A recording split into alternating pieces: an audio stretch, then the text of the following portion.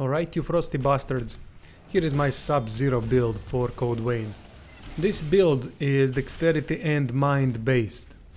I think that fits the most Sub-Zero role-playing element.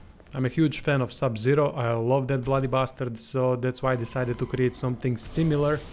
Obviously we have so many restrictions that we can't really replicate what Sub-Zero would be like, but fuck it, I tried. If this build is similar to anyone else's on YouTube, I honestly do not care. If you are new to this channel, then you obviously don't know me, but I don't copy other people's builds, alright? So if you wanna post comments, oh you have copied this or that build, I will immediately delete them, because I don't want you spreading lies, alright? This build is also solo based build, so you can play without any companions, but versus nasty bosses I suggest having equipment upgraded to maximum possible at that moment. Also, you're gonna have to learn attack patterns of these bosses, because this is melee based build, we are doing everything from melee range. For this build I'm using Blood Code Queen Slayer. This gives us nice stats across the board, and most importantly it starts off with good bonuses to Dexterity and Mind.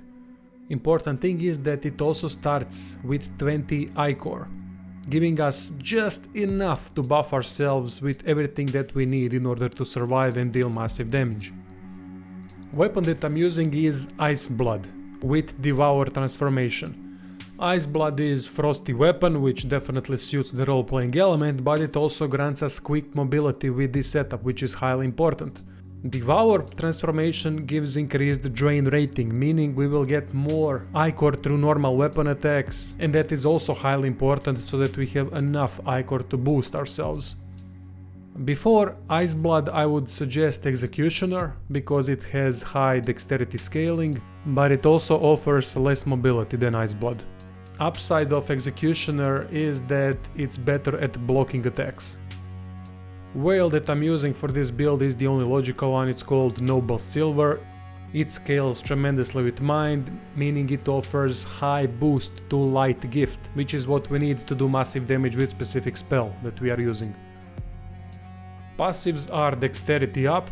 I'm using here Dexterity Willpower just because that's an option, but important thing here is Dexterity only. Then I'm using Mind and Vitality up combination. Mind is for offense, Vitality is for defense. One-handed sword master is quite important here because both Executioner and Iceblood are one-handed swords, and it's nice to have an increased attack power because we are primarily a melee build. Last one, Stamina Stimulant versus bosses, that increases maximum stamina, but when we are not fighting bosses, when we are clearing stages, I would suggest Sharpened Fangs to do as much damage as possible with backstabs.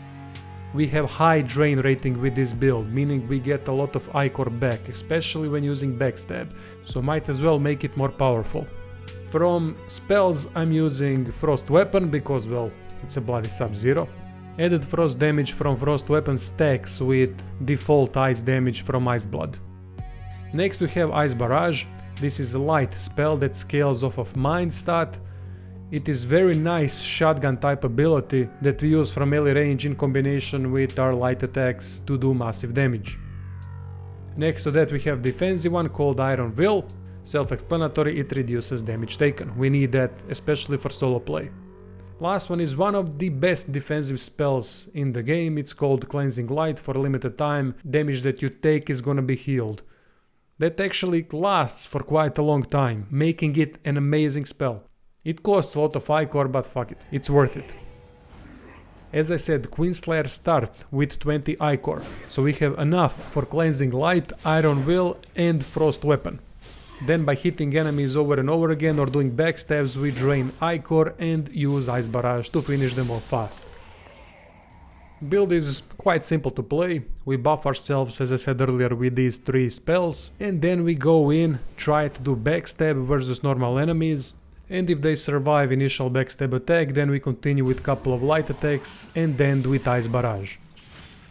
You might ask, what if our enemies are very resistant to frost damage? In that case we switch from Ice Blood to, let's say, Executioner or Blazing Claw and then deal with enemies like that.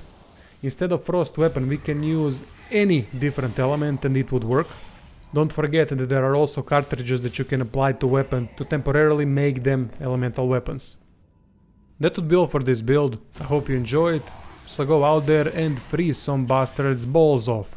Thanks for watching and stay tuned for more builds.